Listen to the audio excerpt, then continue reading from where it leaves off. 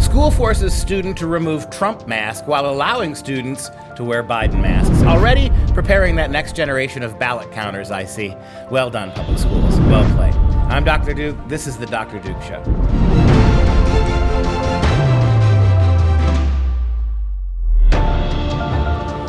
Hello, everyone, and welcome to the Dr. Duke Show, the only program that keeps you educated on the craziness impacting K-12 classrooms and college campuses around the world. Katie is off again today, so I'm flying solo.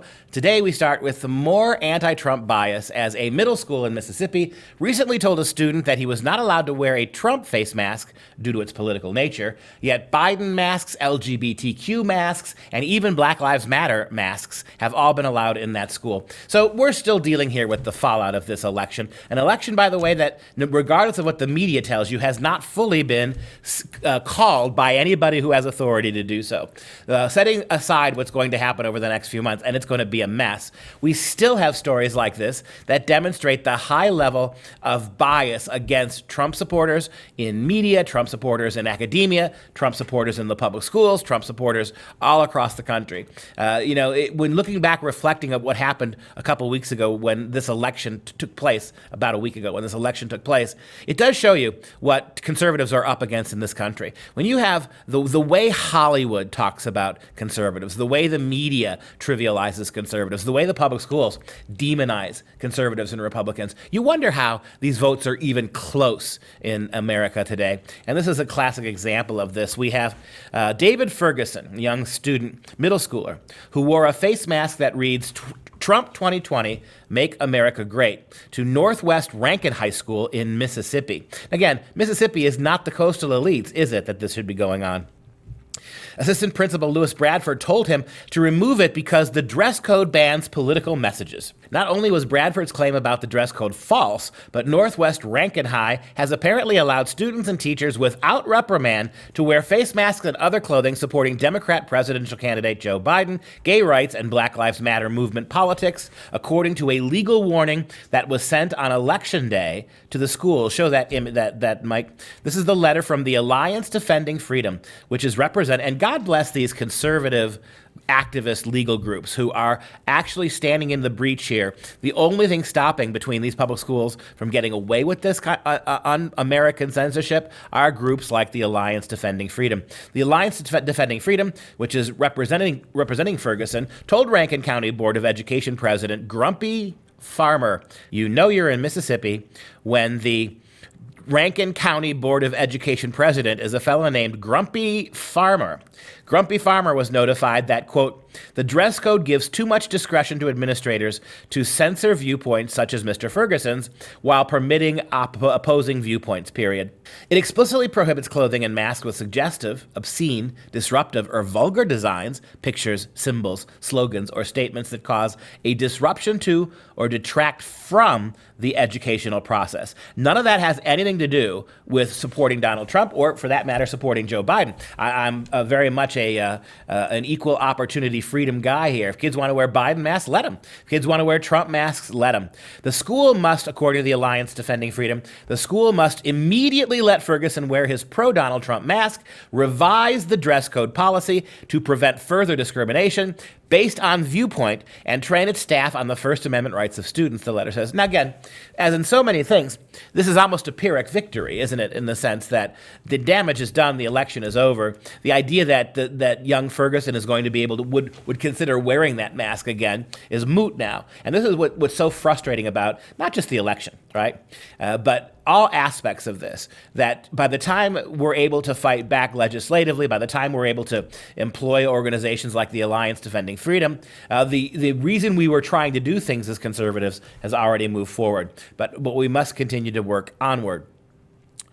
The Alliance warned the school board not to ignore the public interest law firm, which has 9 victories at the U.S. Supreme Court in the past 9 years. That's a pretty remarkable track record for the Alliance Defending Freedom. And it's a huge cudgel, right? The Alliance told the board of the school board, hey, you want to try us, because each of the last 9 years, we've won cases like this that made it all the way to the Supreme Court. It's going to cost you a lot of money to get there for the Rankin Public School District as well. This ban the alliance carried on, this ban on masks with messages supporting Trump, is an unconstitutional prior restraint. I love that legal term. And the dress code fails to restrain the discretion of the responsible school officials through constitutionally required narrow, objective, and definite standards. That's a quote. Narrow, objective, and definite standards. The letter continues. That's exactly what has to happen here. And segueing, related to this, we also have another story, very similar. That was a middle school kid. This is an elementary school kid who was made to remove most of his Trump costume on Superhero Day. So this elementary school, Oglethorpe Point Elementary in St. Simons, Georgia, they had a hero day.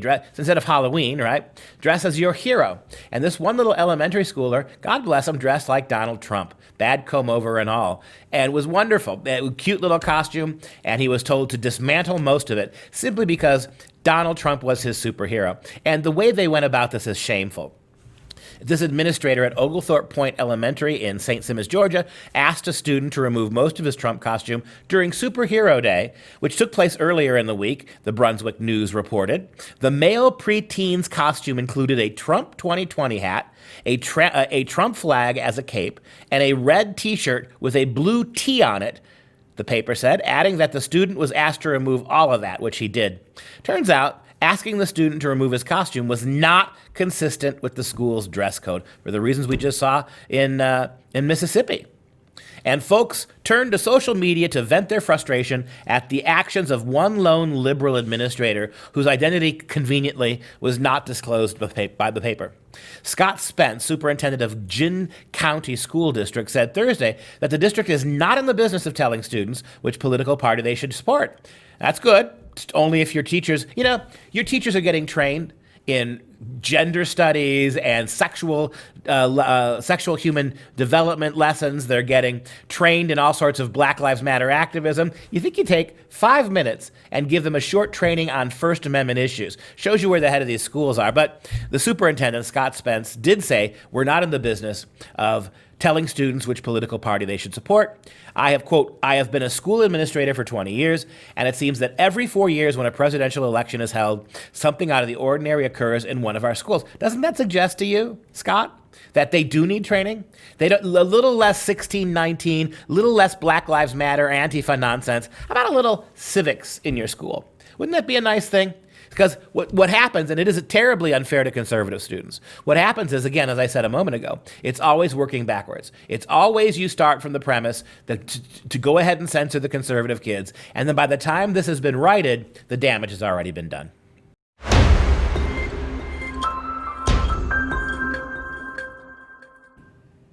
And to continue our story about this kind of student pressure, our entire motif today, if you will, in the absence of Miss Katie Petrick, is to look at how kids, students, faculty even, are being harassed by irrational and unconstitutional diktats that force them to have to listen to things or not be able to participate politically in the way that they would like to. University of Massachusetts now is doing their thing, does nothing, absolutely nothing, about a professor who in her online COVID class because of COVID online, berates a student calling him a Nazi, a Nazi. This is at the University of Massachusetts in Boston. It doesn't seem to care that about its students when it comes to professors harassing students in class. The university is refusing to take responsibility after Esther Shapiro, an associate professor of psychology, you can see her picture there, was a guest speaking in a human rights course. She berated Mary O'Sullivan, there's a good Irish name for you, for not believing that the president was like a Nazi. And Mary, you're right. Let's take a look at this video real quick. We thought we were never going to see fascism of the Nazi Germany sort ever again. We now have children on the border in cages. We have the criminalization of immigrants. We have a criminal who's a president and who's going down in flames. Don't think he's not. We have the Republican militias with armbands preparing to go to the polling booths. They are preparing for election suppression, for voter suppression. I mean, you would at least think that the University of Massachusetts at Boston would be concerned by the fact that everything she said was wrong, let alone the fact that she's berating students on the basis of information like that. What did she say? We have children, immigrants on the border in cages. Well, you don't anymore. And let's forget the fact that that happened under the Barack Obama administration. Who built those cages, as Donald Trump asked during the last debate with Joe Biden? Who built those cages, ma'am? But no mention. So did that mean that the Obama administration was also full of Nazis? I'm pretty sure you would say no. But the dishonesty of this, the cage thing is, first of all, if you've got immigrant kids on the border trying to get in and they're in cages, what's the analogy to Nazi Germany? I'll wait, ma'am. When did people try to sneak into Nazi Germany? When were refugees from other countries waiting on the border, risking their lives to sneak into Germany in 1940 to become Nazis? It didn't happen. You also say that immigrants are criminalized. No, ma'am. Illegal immigrants are criminalized, and they were criminalized 250 years ago in the Constitution. You cannot come here illegally. There is no way in which legal immigrants have been criminalized by Donald Trump, and you know that's true, ma'am. On top of that, you also say that he's going down in flames. Okay, Donald Trump is going down in flames. If this were Nazi Germany, it wouldn't happen. There would be no electoral process that could replace Donald Trump with Joe Biden. The fact that you say he's going down in flames, doesn't that suggest to you that he doesn't have the dictatorial power you seem to think he does? And as for these armband-wearing Republican militias, didn't see one anywhere across the country, not one. In fact, when was the last time you saw armband-wearing Republican militia anywhere in America publicly? You don't. Meanwhile, Antifa, they're not wearing armbands. But the Antifa, with their shields and their masks and their pipe bombs and their brick throwing, they're in all our streets. They were around all DC. They surrounded the White House with their rhetoric, with their violence. Ma'am, if it's one thing to not want to punish this president for attacking a student, but the fact that she could lie so definitively, and they will do nothing about that, shows you just where we are with this. Mary O'Sullivan, who we're talking about here, the young woman, was actually trying to stand up for the president. So Shapiro says that Trump, the administration, are Nazis, and Nazism is baked into the Constitution, she also said. Republican militias with armbands we've already talked about. Well, O'Sullivan, the student, reacted. The question I initially asked my professor was, can you please refer back to the slide where you stated that the United States government are like Nazis? O'Sullivan pressed Shapiro on the logic and accuracy like we just did, and Shapiro seemed to walk back some claims. Then she shut the whole thing down. O'Sullivan reached out to UMass administration to report the incident, but did not hear back. I guarantee you, if Mrs. Sullivan said something critical of Black Lives Matter, and a student reported that, this would already be front page news. Once she sent the video out to multiple news outlets, the administration reached out, but will not indicate if Shapiro will face any consequences. O'Sullivan said, "It's a really mind-boggling thing, that school. I feel like they're terrified of me or something. Like, can you just talk to me? I'm a student here. I paid money to be here. Why can't you entertain an opinion contrary to that which you put out there, even when they're demonstrably wrong?" This is exactly what happens. And it is absolutely shameful in America today. As somebody who teaches as a professor, it's not just where do the kids, and it's Captain Obvious 101. Where do our college kids get this intolerant, bigoted, one-minded way of hearing things? Where do college kids get entitled to believe that they're not only do they not have to act on the rights of conservative minorities, but they should not even have to hear the conservative argument? They get it, my friends, exclusively from their professors. That's where it comes from. And the fact that these kids are turning into clones of their professors would make us stop and think as American people, what's wrong with the process here? What's wrong with the way we teach at our colleges? What's wrong with the way we instruct students at our colleges that they become absolutely intolerant bigots, just like, unfortunately, most of the professors?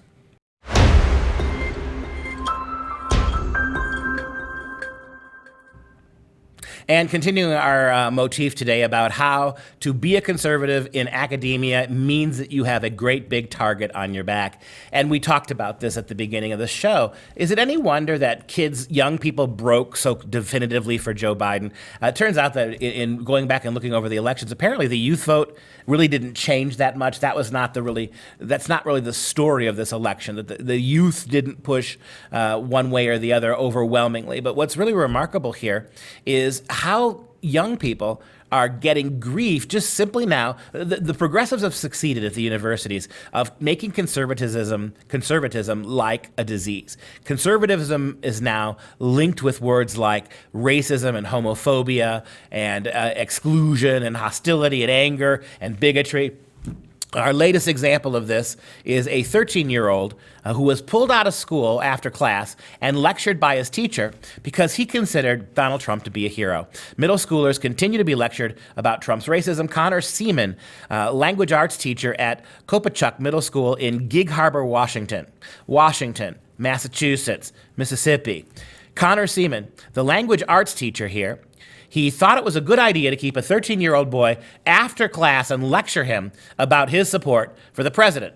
Let's take a listen. Because there's a lot of people who would argue that it's not heroic, and it's actually a lot of the rhetoric that has been said has been very racist. Basically, things that Donald Trump has said. What has he said that's racist? Just wondering. When he said that Mexico was sending their murderers over. Oh, for the love of Pete. First of all, what does it tell you about American public school education when your language arts teacher teaches in a sweatshirt and a hoodie? Because this is right after class. That tells you something, right? The idea of the teaching profession as something that is to be aspired to, something professional, something that has a certain level of representation to the younger children, that's out the window. What do you got? You got a hippie with a bad beard, as opposed to this nice beard. You got a hippie with a bad beard and a sweatshirt lecturing this kid that he shouldn't see Donald Trump as a hero because of some of the rhetoric coming out of Donald Trump as racist. And what is this example? This is a gentleman who is teaching your kids, mom and dad, telling people that Mexico is sending their killers here. First of all, that's not what Donald Trump said. Second of all, even if it is what Donald Trump said, it's not racist. Is it? Is Mexico a race? Can somebody, Katie's not here to fact check me, but I'm pretty sure Mexican isn't a race. What you're trying to suggest, Mr. Seaman, is that he's a Hispanic, he's bigoted against Hispanics for some reason after taking on these gangs. What Donald Trump has done is aggressively go after MS-13 gang members who sneak across the border illegally. Mexico's not sending them, and then nor did Trump say so. But they are coming from Mexico, these very dangerous, very brutal MS-13 gangmen. And unlike previous presidents, Republicans and Democrats alike, Trump is protecting the American people by going after these, in many cases, savages. You can go ahead and call that racist if you want. If you want to call me a racist for pointing out that these MS-13 killers are brutal savages, then knock yourself out. But the fact that you would tell a little boy, you'd hold him after class like this to give him your opinion of things, it's pretty crappy when you stop and think about it. But you got to be impressed with the student, right? The student held his ground, but finally asked to leave, and Seaman had to get a few more body blows in about racial language and racist tensions. Mom contacted the superintendent and principal. The principal acknowledged that the lecture was inappropriate and passed that along to Seaman, who was apologetic, right? So this is always the way. The authorities have to say you can't do this. You would get away with it. And we never see it the other way. Can you think of one time in the last 100 years where you've seen a liberal kid pulled aside by a conservative teacher and lectured that his particular candidate was a bigot, or even though there's been plenty of them, right? He was a bigot, or as a cake, the Robert Byrd School in Virginia, right? I wonder if any West Virginia school kids have ever been pulled out of school for supporting Robert Byrd, whose name is still all over everything in West Virginia. And they were pulled out for celebrating Robert Byrd as a hero, even though he's a Klansman. Did you ever see that happen? No, I never saw that happen either. But Mom did the right thing. She contacted the principal. But district spokesman Amy Gordon said, quote, "The comment that the teacher tried to convince the student he was wrong for supporting President Trump's immigration is not accurate. The student and teacher spoke about immigration policy in the context of providing evidence for why Trump is a hero." So the student was wrong, right? Also, because he didn't provide evidence that Trump was a hero. And so that's the burden on a 13-year-old boy. You're asked to discuss your political heroes.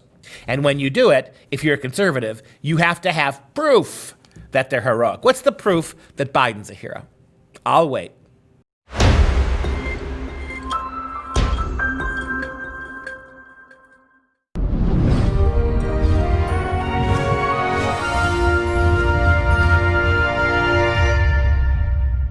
Okay, as usual in this slot, it's time for some real education. And we're back with our friend, one of my favorites, Michelangelo de Merici Caravaggio. David with the Head of Goliath. This is a wonderful painting by the Italian Baroque artist Caravaggio. This is housed in the Galleria Borghese in Rome. You can go see it if you're in Rome today. And take a look at this. This is the classic story of David having slain Goliath. And it really is compelling. You got that huge contrast that makes, you could almost always recognize a Caravaggio picture because of the absolute lack of background. It's as if everything is dark to highlight this moment. The entire rest of the world is blacked out, and coming out of the shadows, moving forward, is David. And you can see how illuminated his skin is, how lucent it is, the light that comes off of him.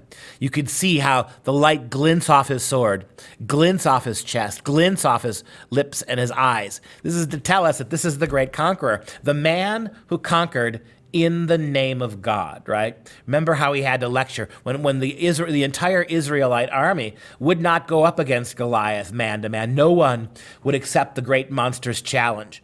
And it was the young shepherd boy David who, when he got there to drop off some supplies for his older brothers, he saw this man, this Goliath, triumphing over Israel and reducing the name of Israel's God. And there was not a single soldier who would stand up to him. And David did. In the name of the Lord God, I will defy this Philistine. And you can look at that on that face, beautiful face, and the contemplation, the furrowed brow. This is not just a triumph. This is not just the triumph of good over evil. Look at how pensive David is, contemplating what the next thing is. What happens now? I have served my God. The last thing from his mind, young David, is that he will go on to become in short order the king of Israel and the greatest king of Israel. You can't see it there. Move to the next picture.